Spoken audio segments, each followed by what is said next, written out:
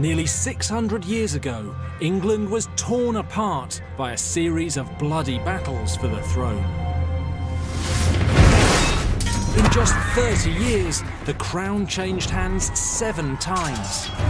Tens of thousands were slaughtered. It was one of the most turbulent and violent periods in British history. It's known as the Wars of the Roses. The most infamous story in the entire blood-soaked era happens 20 years after the Wars of the Roses begin.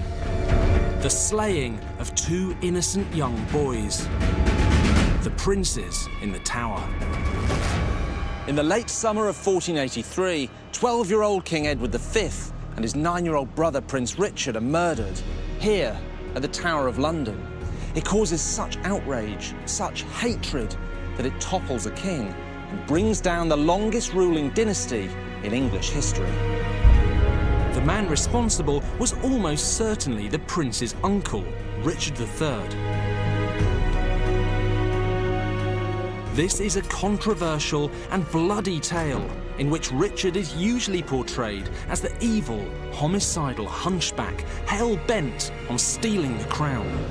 I'm going to show you a very different version of history, one in which the prince's death is far less simple, far less a comic book story of pure evil.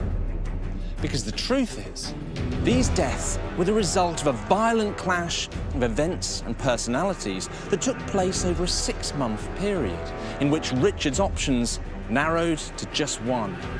Because in this world and at this time, the princes had to die.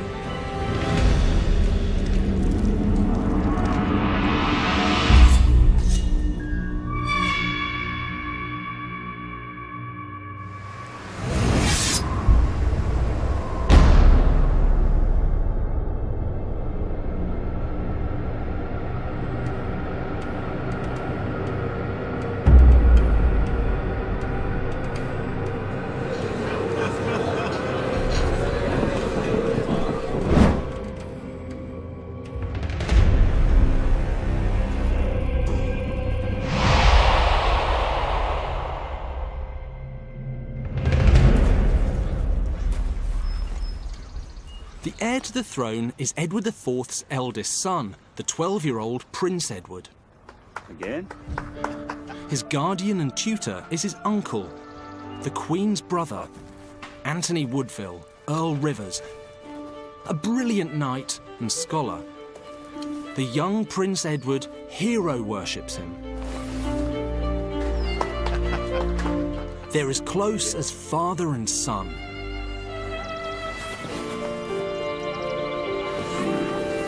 On the 14th of April, 1483, 5 days after the event, Rivers finally receives the terrible news.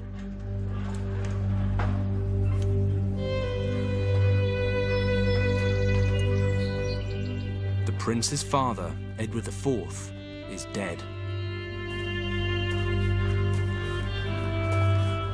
The burden of ruling England now rests on the shoulders of a 12-year-old boy. Uncle.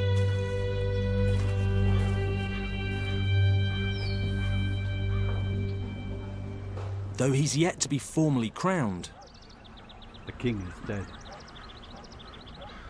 the young prince is now King Edward V. Long live the king! But Edward will never have a coronation.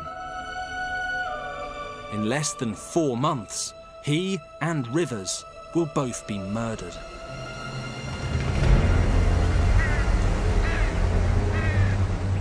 The man who will kill them is Richard, Duke of Gloucester, brother of Edward IV and also uncle to the new king.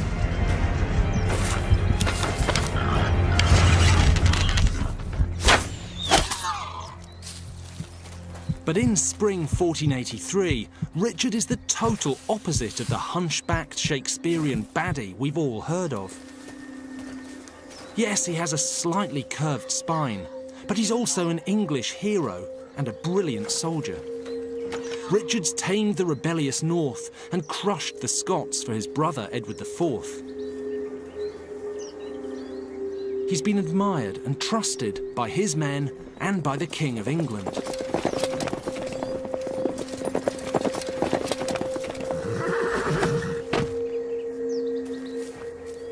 He's in his lands in the north when news of his brother's death reaches him.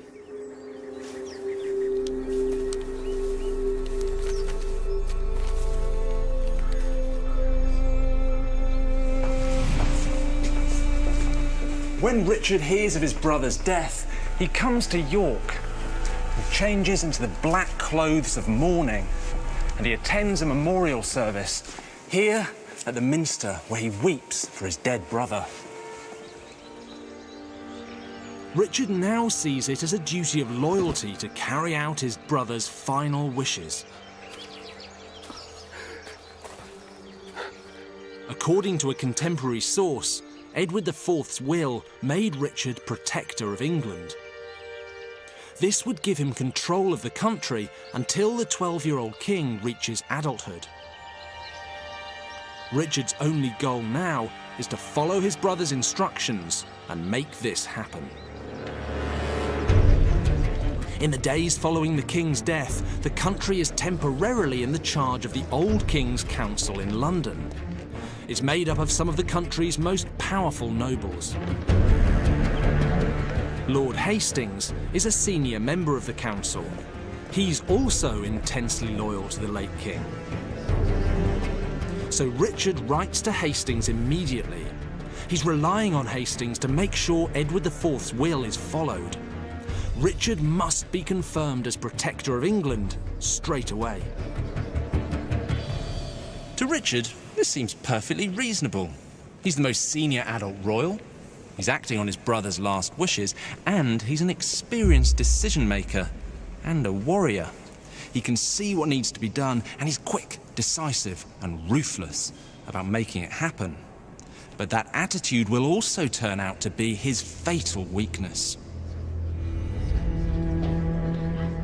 Unfortunately for Richard, there's another source of royal power in England. One that doesn't care to stick doggedly to the old king's final wishes. The Woodvilles. The Queen, Elizabeth Woodville, and her family had a meteoric rise from second-class nobility to national leaders under the old king. They currently run the Navy, the Treasury, and the Armoury. But Richard's unlikely to dispense favours to the Woodvilles with the same enthusiasm as his dead brother. If he becomes Protector, the Woodvilles could be left with nothing. Order, my lords! Hastings does his best to do what Richard asks. But the Woodvilles aren't stupid. They have a majority on the council in London, and they use it. Instead of handing the keys of England to Richard as Protector, they decide that young Edward will start to rule immediately, with advice provided by the council, or in other words, by them. Richard will be powerless, and the Woodvilles are appallingly smug about getting one over on him. 'Tis true, my lord. We have such import that, even without the king's uncle, we may make decisions as we wish.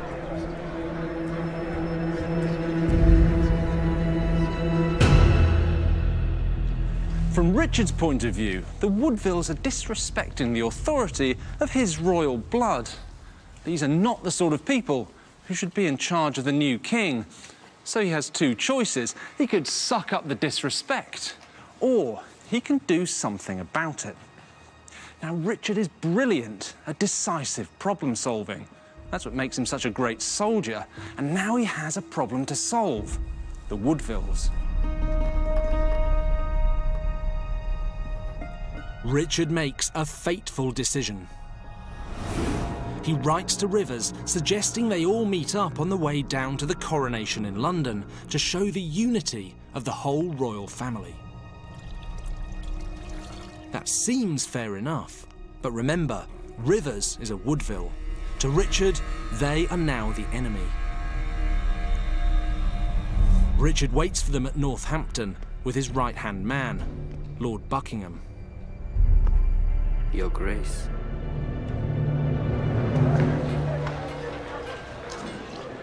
On April the 29th, 1483, leaving the young king in nearby lodgings, Rivers meets up with Richard. All of us must, at some time, look to others for guidance and assistance. He finds him, with his friend Buckingham, in a very convivial mood. Rivers has good reason to feel comfortable in Richard's company. Richard had recently resolved a tricky land dispute for Rivers. My lord, it pleases me greatly that I could promote your cause. Everything is going famously.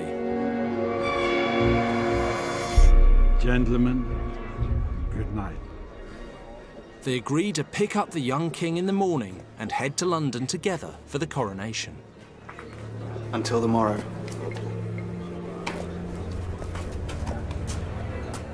But Rivers will never make it to London.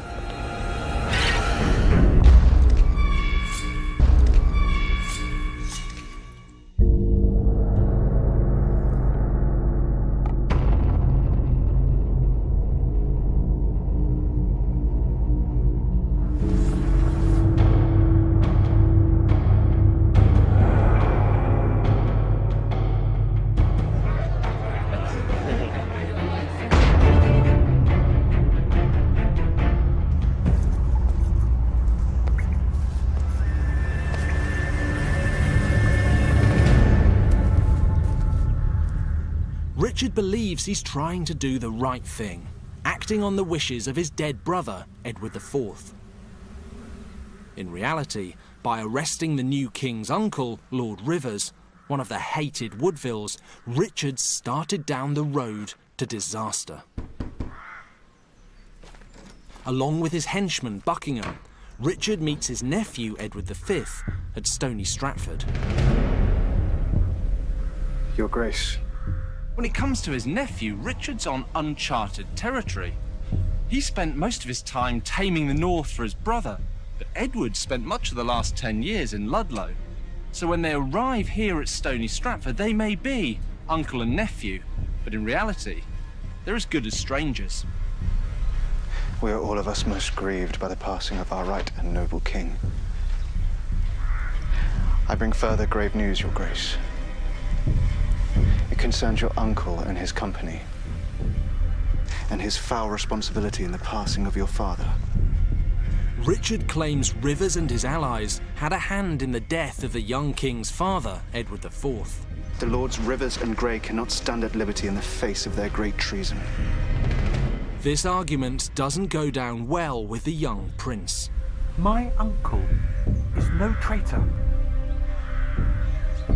Edward's loyalties clearly lie with the Woodvilles, and Rivers in particular. To the young king, it's not Rivers' actions that look dangerously traitorous, it's Richard's. It's easy to look at Richard's behaviour and see the seeds of tyranny, the arrests of Rivers and Grey, taking control of the young king. But actually, it turns out that it's not that simple. The truth is revealed by an extraordinary book unearthed 80 years ago here at the Lille Bibliothèque in France. And this is it. This is the only contemporary copy of a book by an Italian scholar called Dominic Mancini. And when it was discovered in the 1930s, it profoundly changed the way we think about Richard. Because Mancini is in England during 1483, so this is pretty much an eyewitness account, and it's an incredible privilege to be able to read it. The really interesting bit is here, because Mancini says that according to the common report, Hastings, who he calls Astinco, had advised Richard to come to the capital with a strong force, 40 manum. He said that if he did so, he'd be able to avenge the insults done to him by his enemies. And he said this would be easy if before coming to London, Richard took the young King Edward into his protection, curam, and under his authority. So Hastings is basically telling Richard to imprison Rivers and Grey and to snatch the young king from the Woodvilles. And that is big. Because far from secretly planning to become a tyrant, Richard's actually following the advice of one of the most respected and senior nobles in the land, and the best pal of his dead brother, Edward IV. Of course, it's unlikely the young king knows any of this. It must look like Richard is pretty much committing treason. For your protection, we must return with you to London.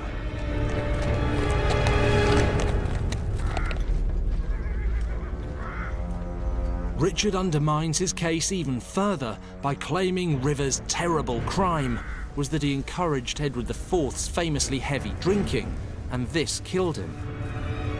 Basically, Rivers committed treason because he got the old king drunk. Now, that's a pretty pathetic argument, but Richard doesn't really care.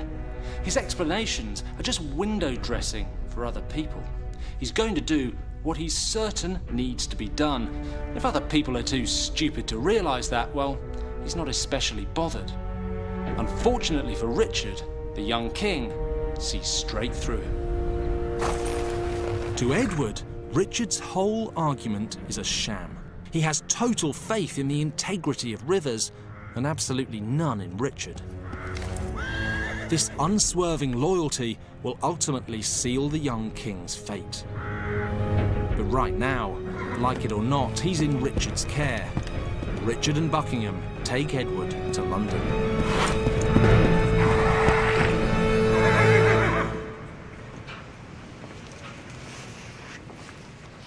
Richard knows he has to restore some sense of normality, particularly because May the 4th, the day they all arrived in London, was the day originally scheduled for young Edward's coronation. Well, Richard's actions have clearly blown all of that out of the water. So on May the 10th, at a meeting of the council here at Westminster, he has the council very publicly announce a new date for the coronation, June the 22nd, 7 weeks away. Mancini records that, sensationally, Richard also forces the council to proclaim him protector and regent of the king and the realm. He's got exactly what he wants. Richard has pretty much all the powers of a king, which is, after all, only what he believes his brother Edward IV's will demanded. He sends the young king to the Tower of London. Your Grace, under my protection you shall be kept safe.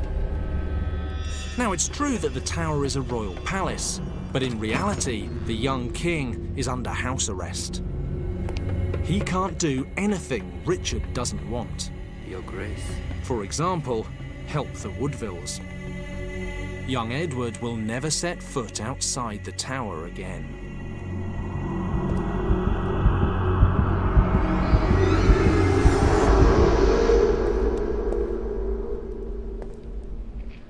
Keep him free from harm, Your Grace. There is, however, a catch to Richard's new powers. The council put a 7-week time limit on them. They cease on Edward's coronation. They clearly have serious reservations about Richard's behaviour. This is the core of Richard's problem.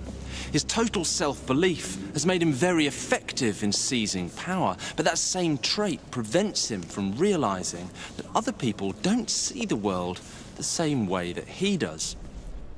The clock is ticking for Richard. To carry out what he believes are his dead brother's wishes, he must neutralise any opposition in the next 7 weeks.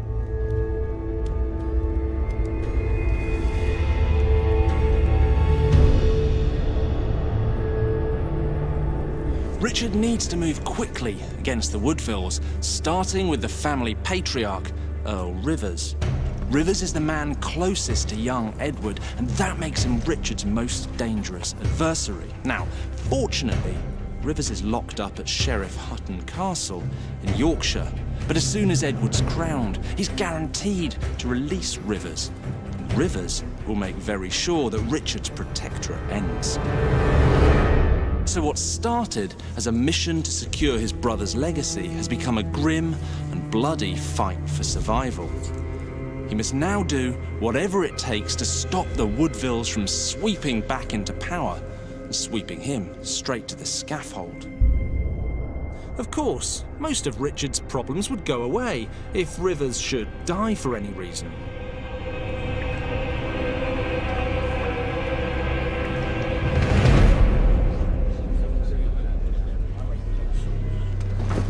My lords, I urgently petition you that Lord Rivers be charged with crimes most heinous against royal authority.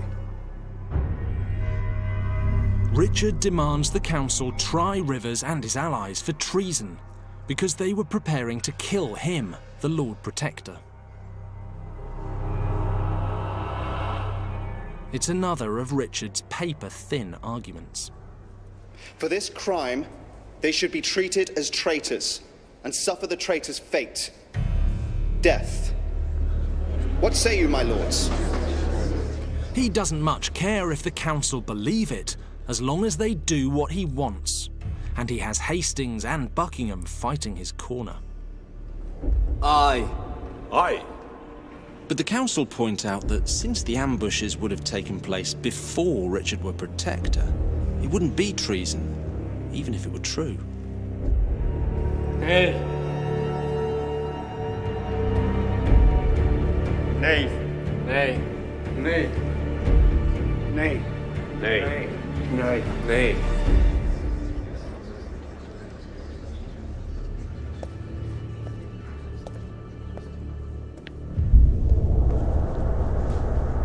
But it's obvious that many on the council simply don't believe him. And that's hardly surprising. After all, Richard's locked up a senior noble, snatched the king, and forced the council to give him a protectorate. It's no wonder that, from their point of view, he is starting to look a little bit dangerous.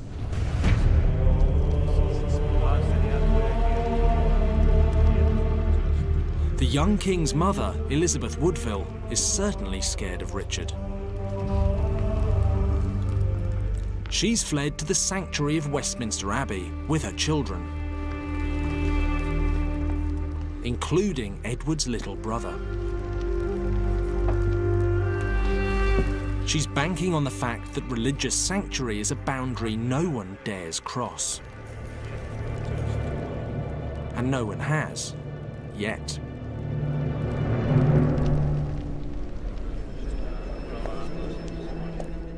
June the 9th. Richard has spent 5 weeks trying to force the council to support him. He's been blocked at every turn. He has just 2 weeks left.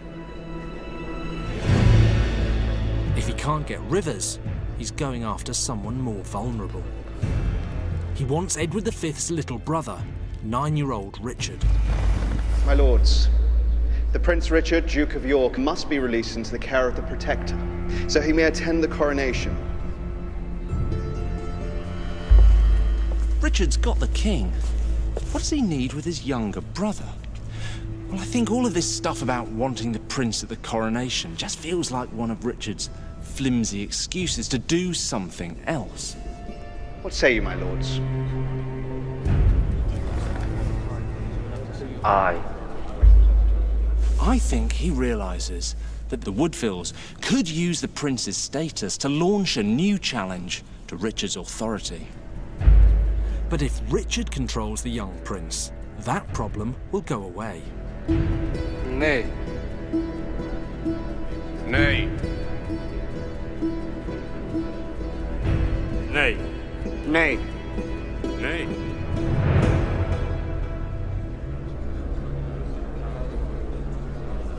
Hastings has been totally loyal to Richard, but this is starting to feel like treason.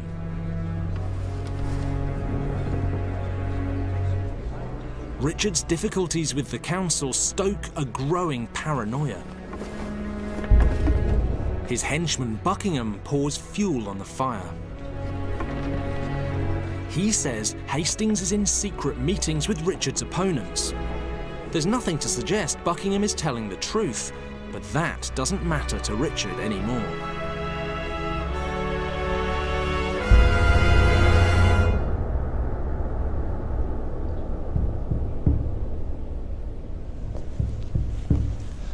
From From Richard's point of view, Hastings, one of a dwindling number of allies, has now betrayed him. The walls are closing in. Anyone, no matter who they are or how important, who looks like they could threaten his survival, will now be treated as an enemy. It no longer matters if it's true or not. If Richard believes you've crossed him, you're a dead man.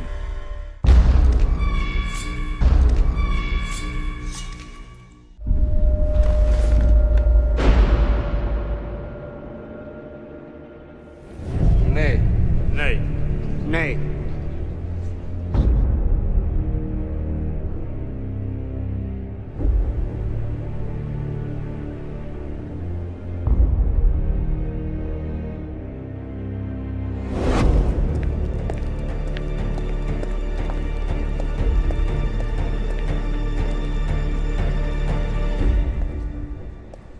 On June the 13th, with just 9 days remaining until the coronation, Richard attends a council meeting here at the Tower of London.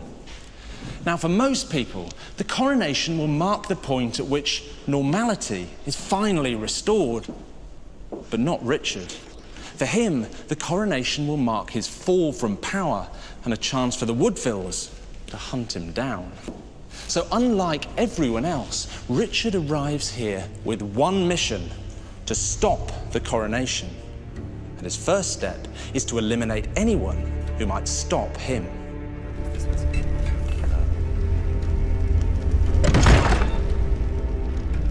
My lords, God give you good day. Please, join us. Please, be seated. Richard has called a much reduced council meeting. He's included his staunch ally, Hastings, which is surprising, considering Richard now suspects Hastings is working against him. The meeting starts well, but Richard's about to make another appalling decision. My lords, I must briefly beg your leave.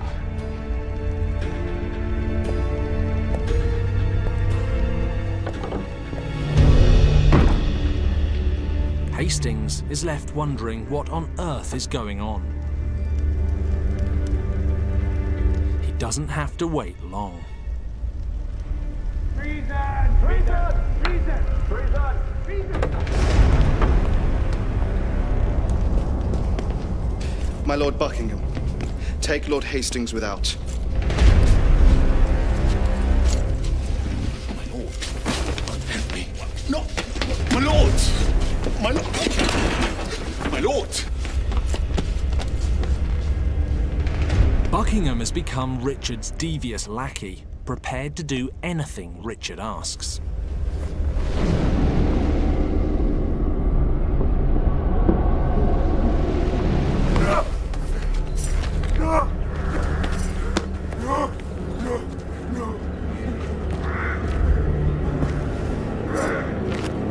Hastings is executed in the yard outside.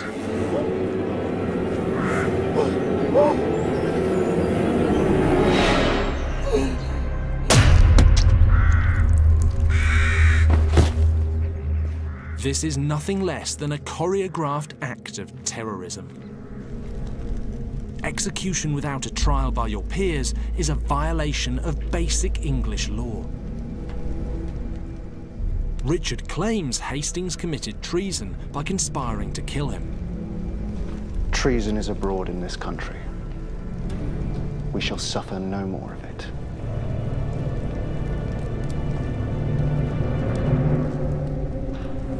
To the rest of the world, the idea that the upstanding and basically honourable Hastings was doing anything so base is plainly ludicrous. But Richard's back's against the wall, and he's not thinking like the rest of the world.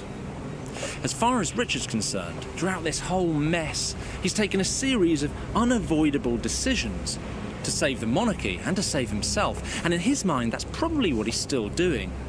But in reality, Richard's crossed a line, and there's no coming back.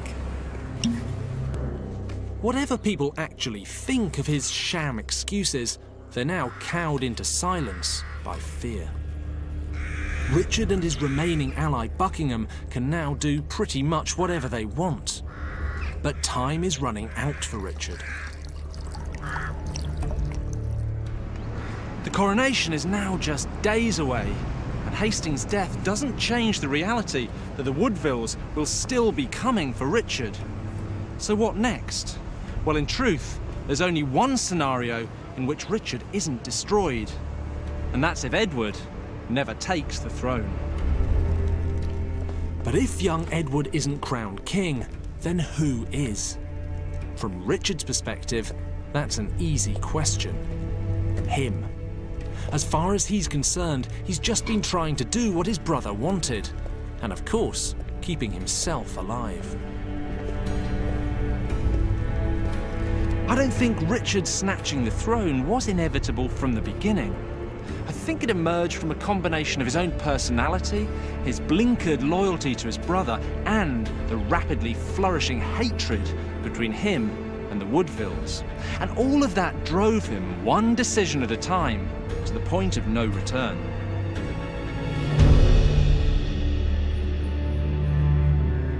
On June the 16th, 6 days before Edward's due to be crowned, Richard moves against the young king's mother, Elizabeth Woodville.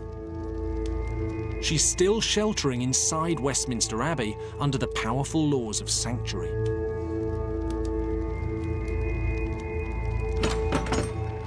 Richard sends in the 80-year-old Archbishop of Canterbury, Thomas Boucher, to persuade her to give up her youngest son to Richard. Elizabeth's staying at the abbot's house here at Westminster Abbey. The Archbishop visits to reassure her that Richard is simply doing his duty as protector, and that her younger son will have a pivotal role in the coronation. Your Grace? But it must be crystal clear to Elizabeth that if she doesn't comply, Richard won't hesitate to violate sanctuary and snatch the prince anyway. After all, he's just murdered one of the country's senior nobles. I believe you come with good intent. But is there truly any assurance you can give me for my son's protection? Elizabeth's dilemma is acute. She not only has her little boy with her, but also her daughters.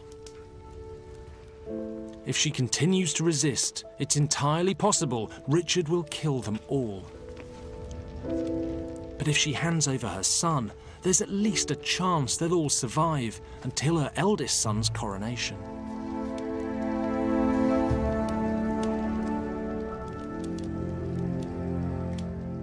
Elizabeth folds. She hands her son into Richard's care.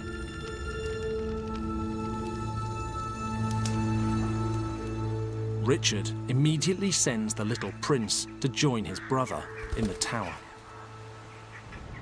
The next morning, June the 17th, Richard postpones Edward's coronation by 4 months.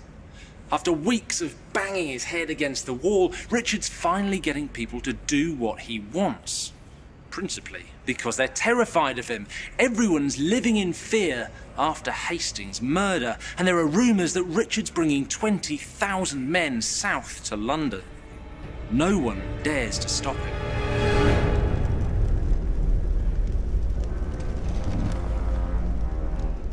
But his plan to snatch the throne is quite obviously illegal. So Richard gets his best mate to sell another flimsy and outrageous justification to the country.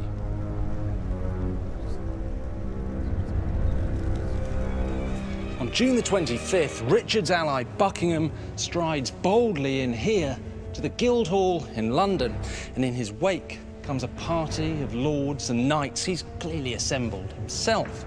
Now he makes his way here to the east end of the hall and climbs up on a raised platform to address his audience. And he repeats a sensational and very convenient rumour that's been doing the rounds for the past few days. Edward IV's marriage to Elizabeth Woodville was invalid.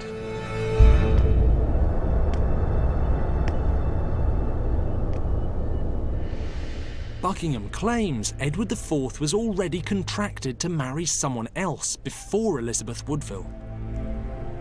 If that's true, under English law, Edward IV's children are illegitimate. none can rule England. Buckingham claims that only Richard has the legitimacy and the integrity to take the crown, which is a pretty tough sell. After all, we are talking about a man who's imprisoned 2 little boys, threatened to violate sanctuary, raise an army against the capital, murdered a senior nobleman, and is now very clearly usurping the throne. But Buckingham is effectively Richard's chief of staff, and he's an oily, untrustworthy man on the make. If he gets this right, he ends up being the new king's best pal.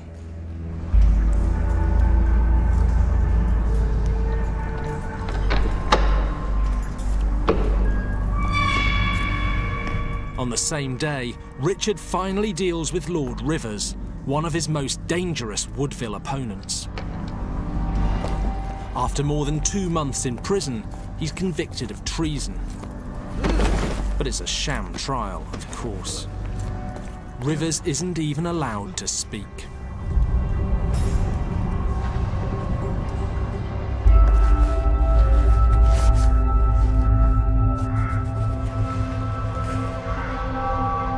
He's executed the same day. His body thrown into a common grave.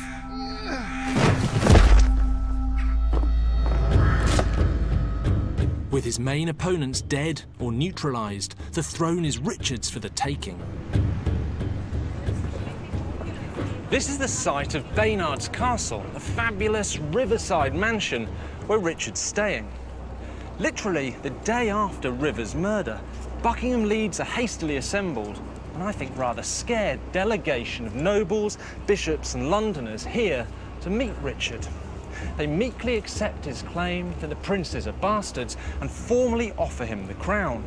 Richard hesitates, theatrically. Should he accept? Is he the right man? Seriously? The party heads to Westminster Hall, where they declare Richard king. In just 13 weeks, Richard has descended from noble defender of his dead brother's last wishes to a murderous tyrant. And he probably believes that every rash and violent decision was totally justified to save himself and the crown.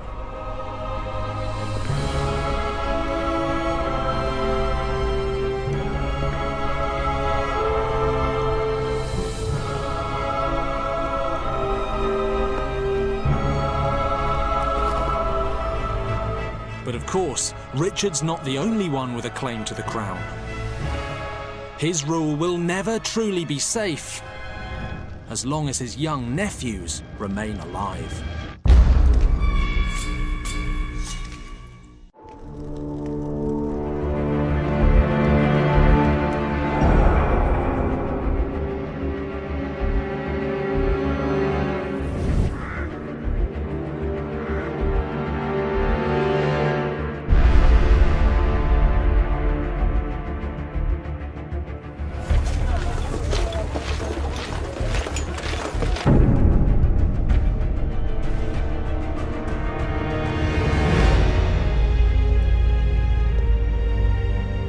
July the 6th, 1483, only 3 months after his brother Edward IV's death, Richard, Duke of Gloucester, is crowned King Richard III of England. Having repeatedly violated the law, Richard now pulls a handbrake turn and starts trying to spin the image of a noble king.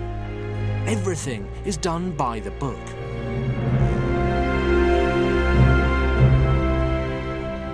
Buckingham's unflinching loyalty to Richard earns him pride of place as Master of Ceremonies.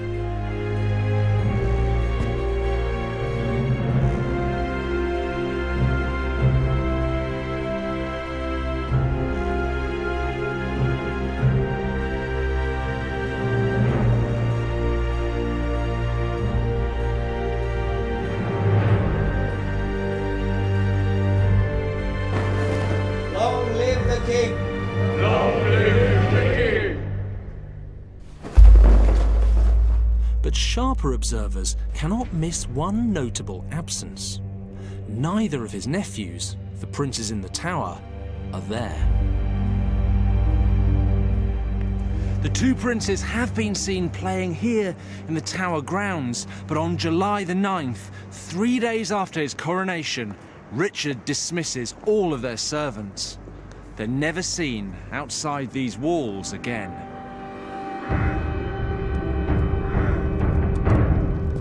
Richard has them under close arrest. But he doesn't seem to have worked out what to do with them.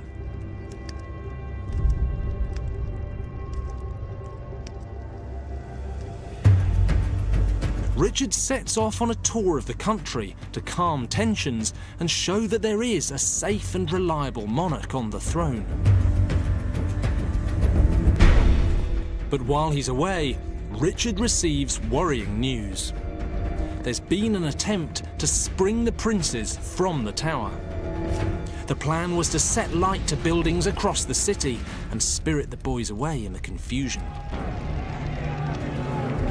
Richard's men grab the conspirators before they can act. But it's a stark reminder of how dangerous challengers for the throne are. Sooner or later, someone will succeed in freeing the princes, and there's a fair chance that that person will kill Richard and replace him with Edward. So the truth is, if Richard wants to keep his crown, the princes have to die. Sightings of the princes at windows in the tower persist for a few weeks after the plot to spring them is uncovered. Edward's physician visits the princes and reports that the young king is preparing like a victim for sacrifice. He's taking daily confession, believing that death is coming for him. He's right. By early autumn, the princes have simply vanished. There's no reliable record of their death. No bodies are found and no one is put on trial. But by September, almost nobody believes they're still alive.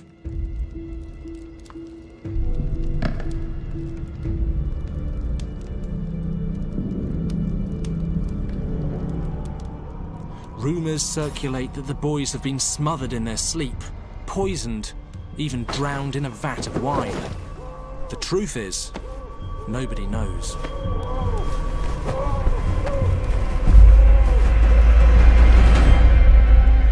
The one thing we can say for certain is that the person who benefits most from their deaths is Richard. Even though he started with the best of intentions, I think it's almost certain that he had them murdered. Richard's not done yet. In October 1483, his loyal crony Buckingham rebels against him. Richard has him executed.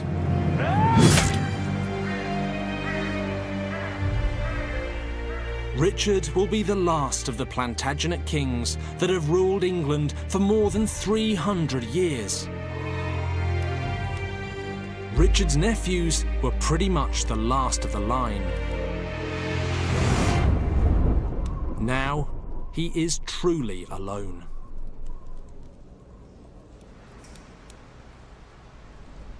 Most previous Plantagenet kings have had a substantial royal family around them.